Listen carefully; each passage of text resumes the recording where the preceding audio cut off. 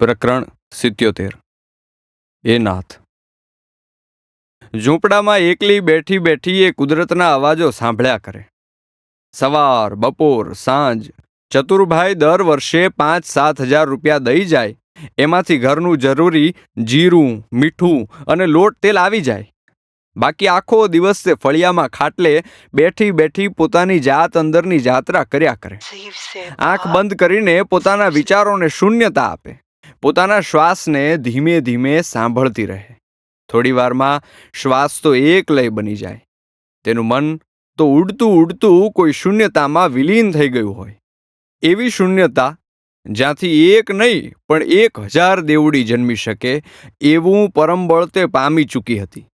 બહાર ગામમાં અંધારું થઈ ગયું હોય.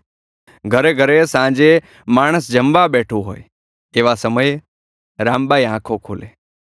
એકલી એકલી હસી પડે.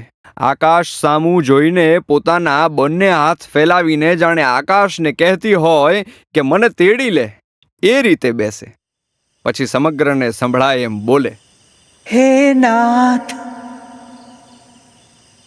હે નાથ, હે નાથ. શિયાળામાં એ શબ્દોનો પડઘો આખા ગામમાં સંભળાય. જેને સંભળાય એ દરેક માણસ હસી પડે.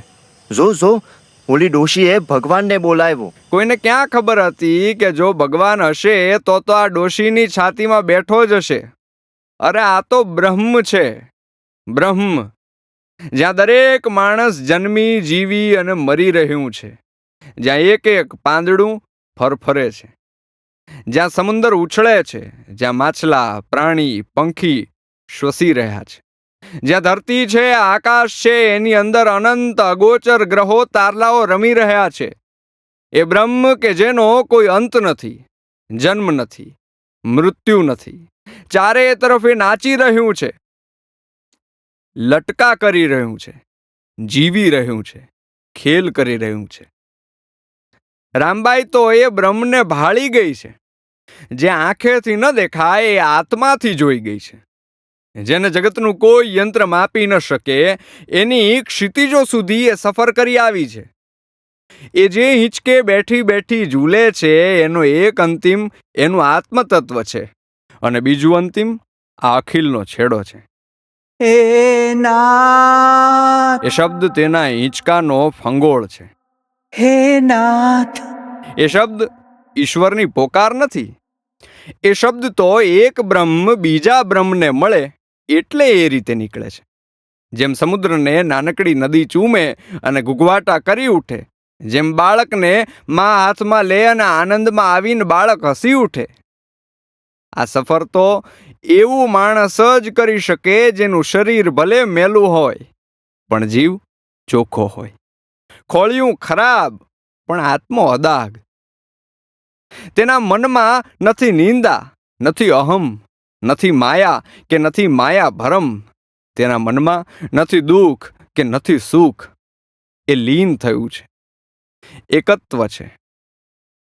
રામબાઈ ધરતીના આ એક ખૂણામાં ઝૂંપડાની અંદર બેઠા બેઠા માત્ર આંખો બંધ કરીને આ બધું પામી ગઈ હતી જે જગતના પટ પર હજારો મંદિરો, મસ્જિદો, ચર્ચ કે ચોરા બનાવીને પૂજા, આરતી, દાન, પુણ્ય કરનારા પામી નથી શક્યા.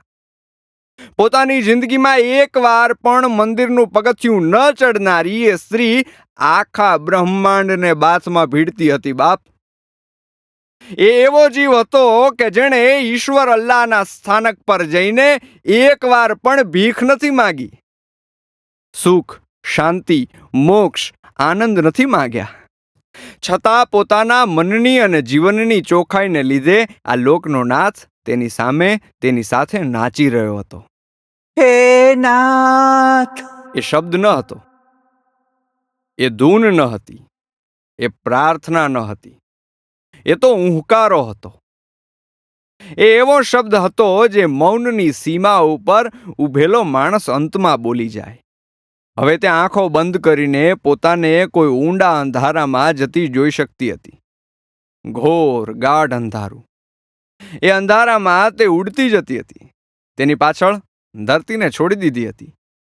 અંધકારમાં તે એટલે ઊંડે સુધી જતી રહી કે જ્યાં ધરતી અદૃશ્ય થઈ જાય.